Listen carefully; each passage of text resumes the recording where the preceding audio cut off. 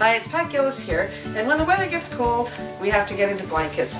I personally can't stand blankets, but sometimes you have to do it. One of the things I always like to remind people about is that if your horse has been outside and you bring him into the barn, it's warm relative to outside, but a barn is still pretty cold, right? Like right now, it's above freezing in here, but it's pretty cold. So what I don't like to do is just take a blanket right off a horse and just leave them sort of standing naked in the aisle like that. It's especially important if you're going to ride them.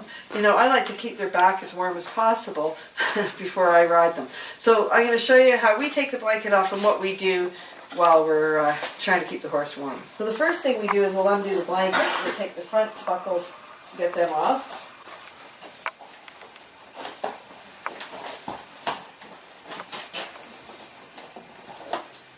This is why we hate blankets, because everything takes such a long time. And then we undo the belly straps. So, you know, there's different ways to do leg straps. This guy has his, I wonder if I can show you that. Did you see that? This one has come from, I'll just show you when I do it up. Okay, so we're going to undo the leg straps, and now we've got the horse so that we can remove the blanket. But at this point, if I just take the blanket off, as I was saying before, his back is going to be exposed to all the cold air. If I'm going to groom this horse now, rather than removing the blanket completely, I would just sort of fold the blanket back, brush this part of Rocky, you know, and then fold the blanket back up, and then do the other part of him by folding the back of the blanket up. Right? I never want to kind of take the whole thing off the horse, so I would brush him here. One of the ways that you can tell a horse is cold, if a horse sort of clamps his tail down, he's cold, okay? Like they should carry their tail sort of loosely there, but if you're in, you know, you'll sometimes come in, you'll see a horse with his tail pushed right in like that. That's just a sign that he's cold, okay? So we're going to assume now that we've groomed the entire horse, so every quarter of the horse has been groomed, but before I would just take the whole blanket off, I'm more apt to kind of fold it back one more time, and then I'm going to throw a quarter sheet on him, and then as I remove the blanket, I would just pull the quarter sheet over his back so that it keeps the heat in, so to speak. We just like to do that here, kind of keep the horse a little bit warmer.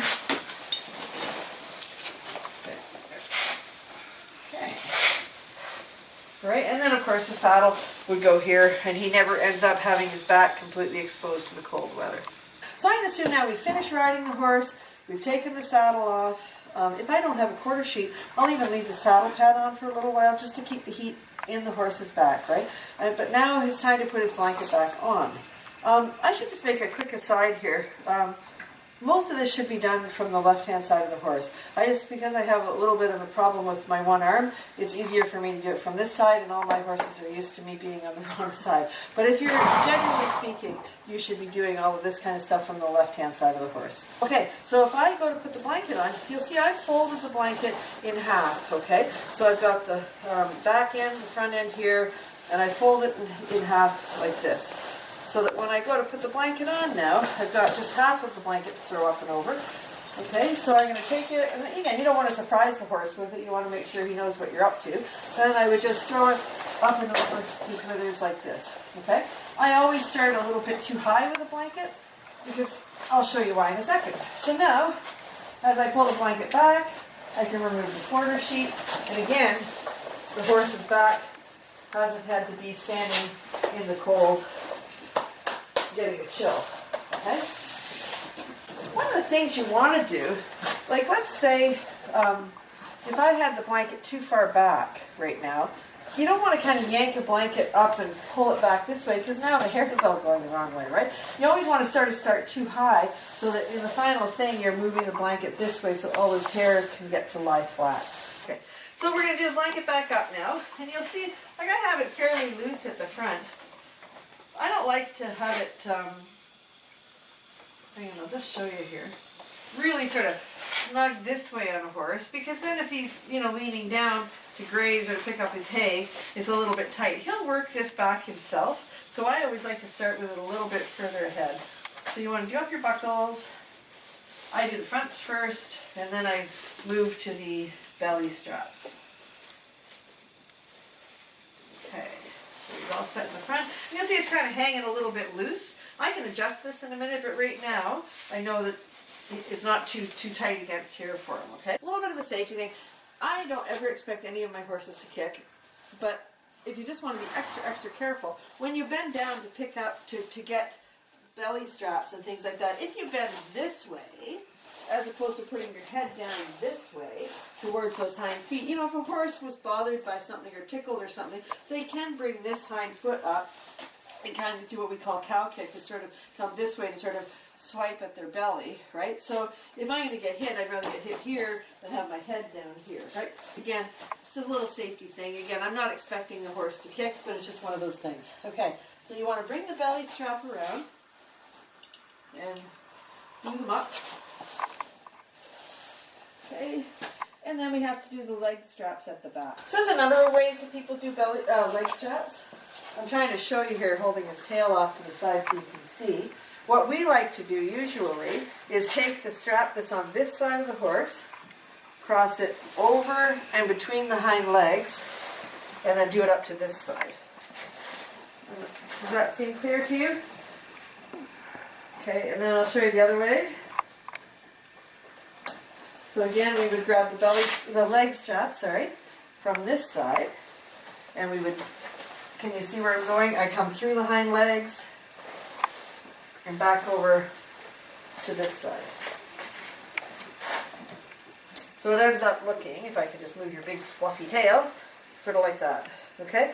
You don't want them to be, you know, too high up, but nor do you want them hanging down around here too. This blanket is going to shift a little bit as he moves around, and it'll end up kind of sliding back a little bit further. But you want to make sure those leg straps are just there so that doesn't blow up over him. Blanketing horses is a pretty big responsibility, I think, personally. Like, you know, you don't want to have a horse that's so rugged up that he's hot when he comes into the barn. You know, you don't want to have a horse that's in a blanket that's restrictive, or worse yet, where maybe the belly straps are hanging too low on a horse, that he could get his hind leg caught in it. So there's a lot of responsibility when you blanket a horse, and you know, sometimes I wonder how much of a favor we're doing. If they have shelter, and if they have a way to kind of get out of the elements, they probably don't need a blanket unless the horse is older or a bit compromised in some way. Most of our horses do wear blankets here because we just don't have the shelter for them. Even though they're only out during the day, it can get pretty windy and pretty cold sometimes, right? So we are blanketing them. But the quicker we can get these off in the spring, the happier I am. So anyway, so that's it for this week. If you're watching this anywhere besides at our blog, which is at ismyhorsehappy.com, go on over there, scroll down, leave a message, let us know what you think. Do you guys blanket your horses? Like I say, I've got a real thing about it. I always feel like it complicates a lot of things and it takes a lot of time.